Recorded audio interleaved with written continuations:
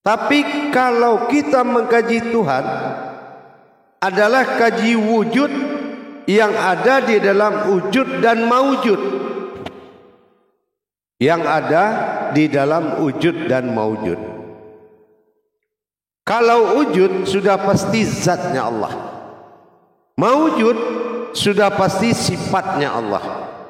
Tapi wujud ini adalah sirullah. Wujud itu sirullah. Jadi kalau ingin kita mengetahui apa wujud yang ada di dalam namanya, itu disebut wujud.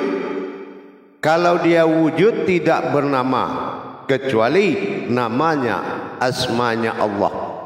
Tidak boleh dikasih nama sebagai hakikat. Wujud Adam, wujud Muhammad, itu tidak boleh. Karena Adam bukan Tuhan, Muhammad bukan Tuhan. Kodratnya, wujud itu adalah kodrat sir kudus. Kodrat yang ada di dalam namanya, wujudnya adalah jauhar diri yang berdiri sebelum semua ada. Jauhar adalah sebuah wahyu yang dinobatkan menjadi naf atau diri yang berdiri, bukan diri yang didirikan, diri yang berdiri. Jadi kalau kita mencari diri itu ada tiga: diri yang didirikan, diri yang berdiri, diri yang sebenar-benar diri. Tapi kalau untuk mencari wujud adalah diri yang berdiri. Diri yang berdiri hakikatnya adalah diri yang tidak didirikan, tapi dia sudah ada. Ini namanya jauhar awal. Kodrat yang pertama ada. Seperti apa bentuk kodrat awal itu? Adalah Ruhul Kudus, sebuah kehidupan suci, ya, sebuah wahyu, kehidupan kodrat yang sangat suci, yang tidak bersekutu dengan kodrat-kodrat lain. Mana bentuk daripada wujud itu? Wujud adalah suatu diri wahyu, naf, yang memancarkan nur kudus kepada diri yang didirikan, yaitu arad. Diri yang di arad ini adalah diri sabitah. Kalau di dalam kodrat Tuhan basitah namanya. Di dalam kodrat yang berdiri dinamakan sabitah. Sabitah ini halus seperti kaca. Dia bisa memantulkan nur kudus. Ini arad. Arad ini nama alat untuk memantulkan. Disebut dengan kilat atau petir atau kilat. Surat arad di Al-Quran itu juga jelas. Jadi dengan dia pantulkan, maka nur kudus ini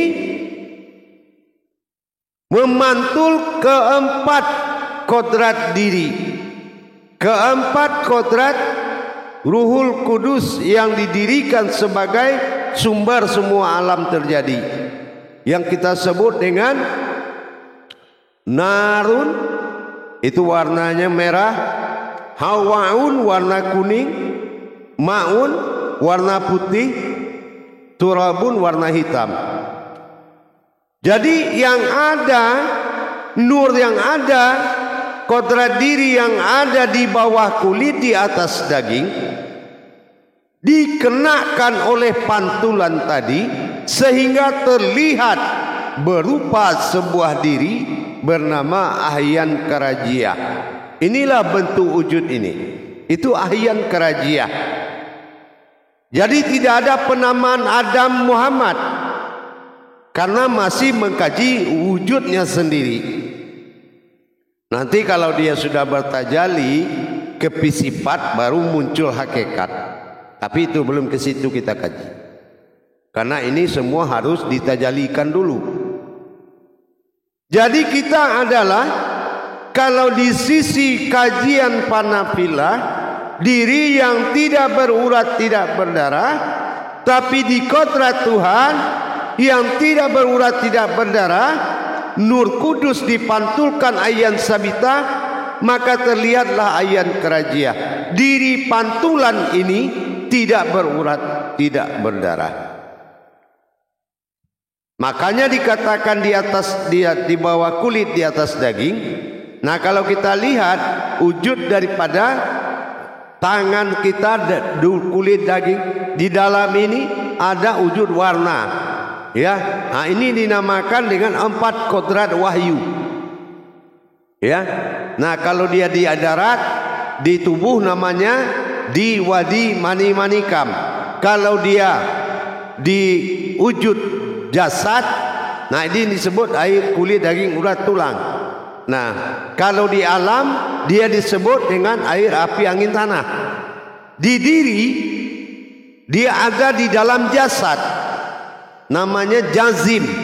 Nah, jazim ini yang dikatakan kodrat Nur Kudus tadi yang dipantulkan oleh ayan sabitahnya.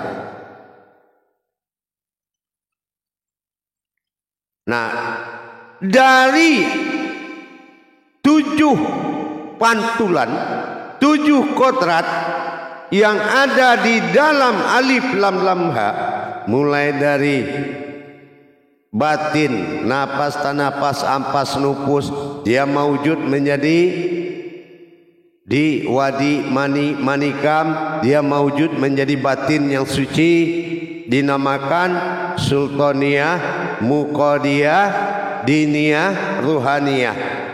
Dia maujud lagi kepada 4 kodrat diri, narun, hawaun, ma'un, turabun. Dan dia berbentuk 4 kodrat lagi, mim, ha, mim, dal, berkodrat Muhammad. Nah, dan kodrat yang 4 Muhammad, hakikat dari mim, ha, mim, dal, mim kepala berkodrat makni, ha dada berkodrat markubah jantung, mim perut berkodrat kolbi, dan dal kaki berkodrat tubuh. Jadi tidak boleh itu dinamakan ayan kerajiah, tidak boleh diberi nama, tidak boleh kita kasih nama kodrat itu, hanya dalam sebutan ayan kerajiah. Ayan kerajiah itu apa, Buya? Man ta'ayyazawil karajiatun. Ya Allah, bolehkah ada aku bisa mengumpamakan melihat engkau? Nah, Allah katakan sa'alatul karajiatun, lihatlah wajahmu, lihatlah dirimu. Nah, di dalam perjalanan aftar menuju sifat nyata Allah, dalam kajian aftar ini adalah kaji maujudullah yang disembah oleh sekalian alam. Batasannya apa? Batasan batin Allah itu dari leher ke atas itu dinamakan an-nazir. Leher ke bawah itu disebut dengan an-nasir. An-nasir itu kodratnya 3, segala bentuk sir Allah. An-nazir kodratnya 4. Kalau dia digabungkan 4 tambah 3 7, maka dia akan menjadi sifat.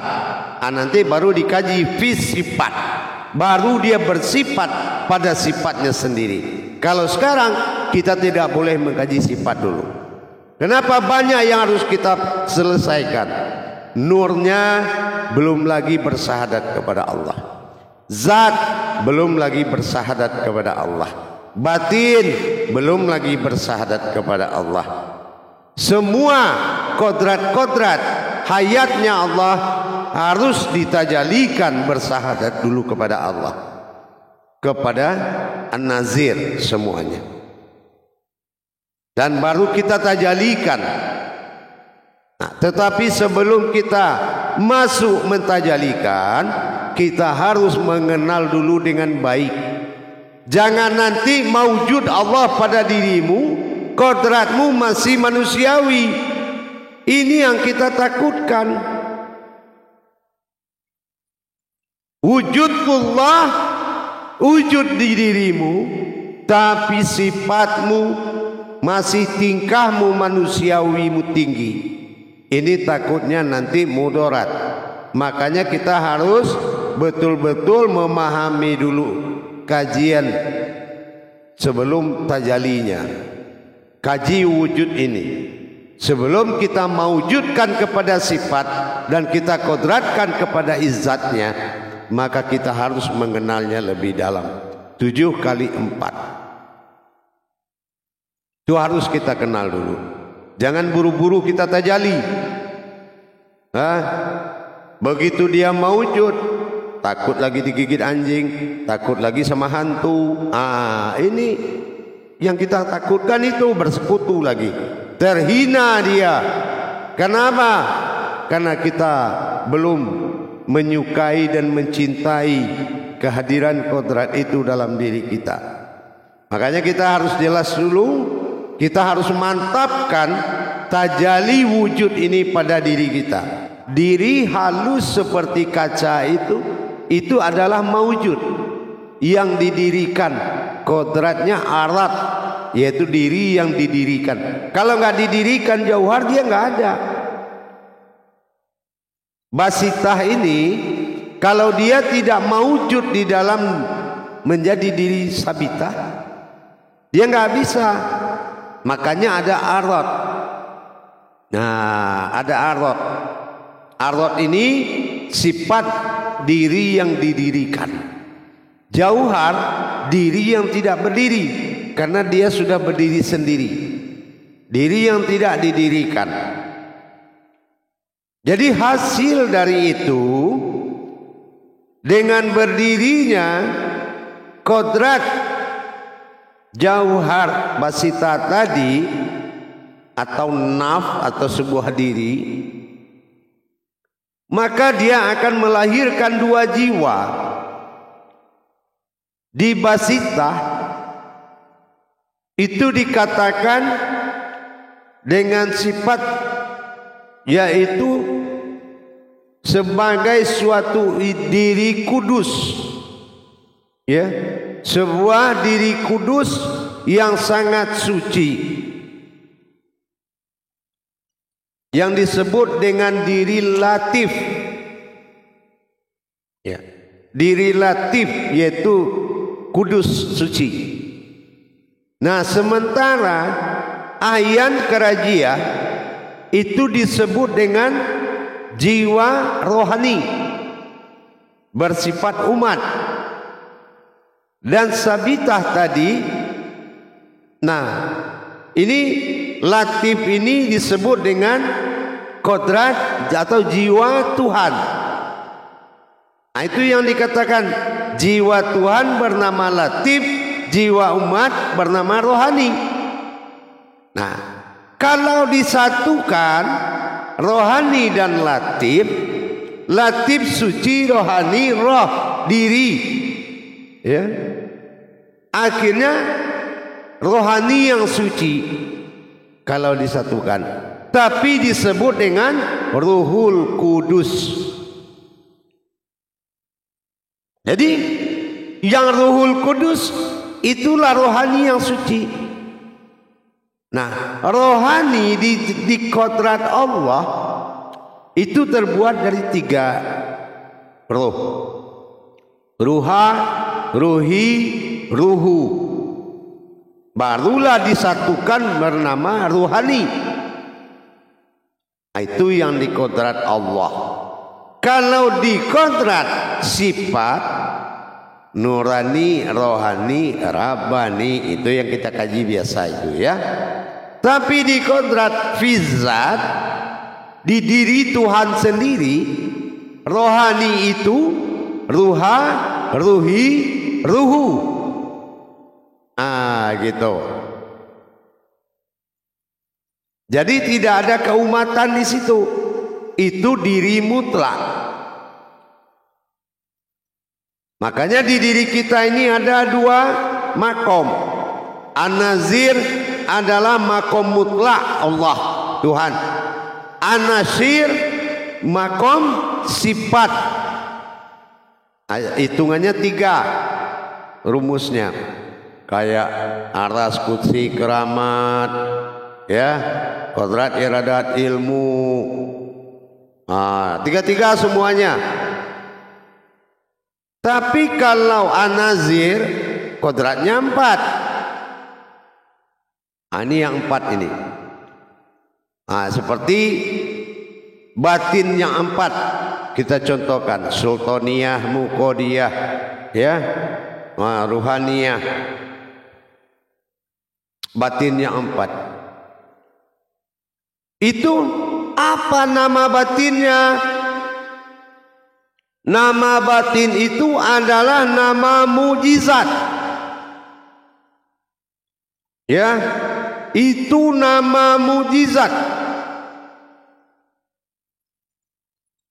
Kalau mujizat sultaniyah nama batinnya, kodratnya adalah pendengaran.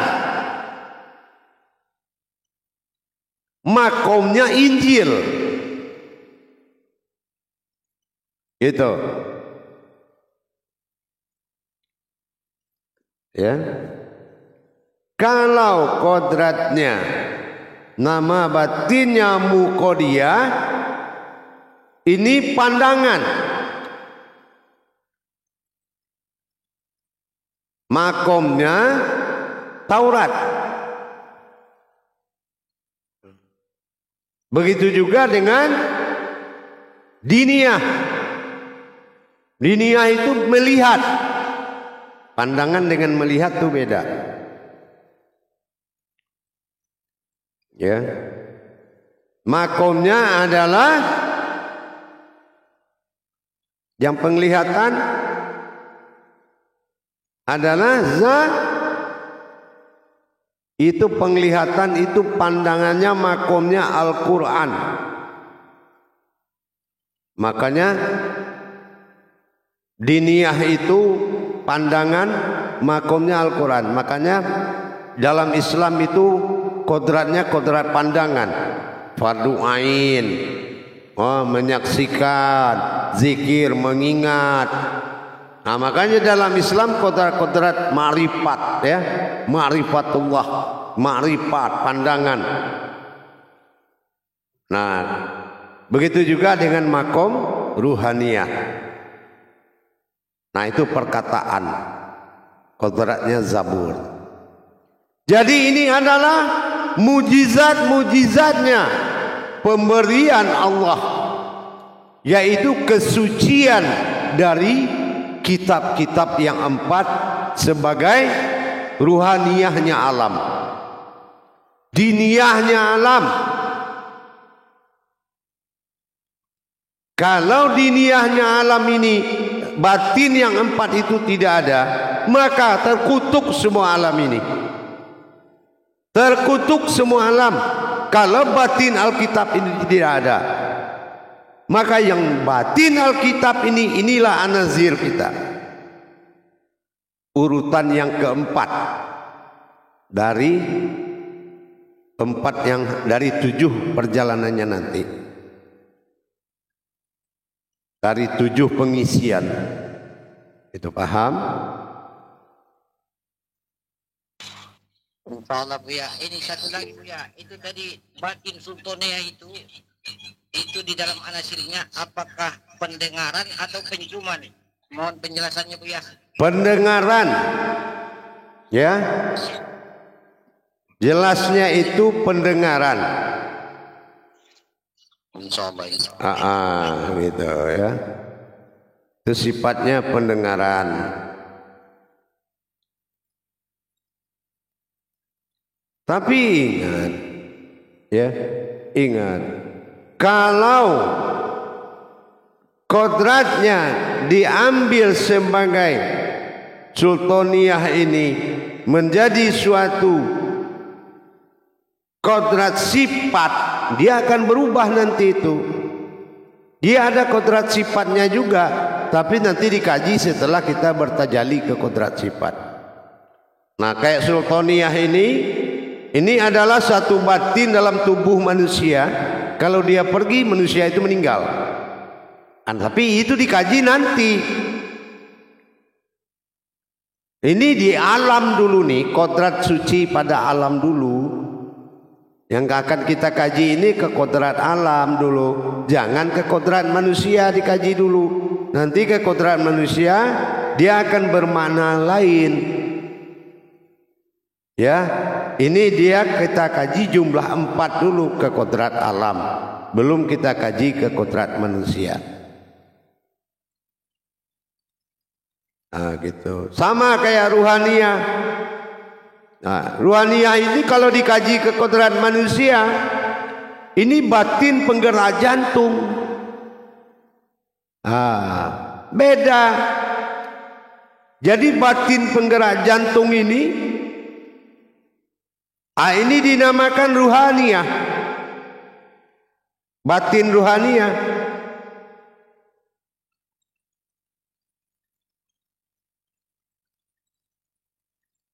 Nah, itu. Jadi beda. Jadi jangan dikaji ke situ dulu, ya. Itu nanti kalau sudah masuk P4. Sekarang kita ada di P-zat, hitungannya 4.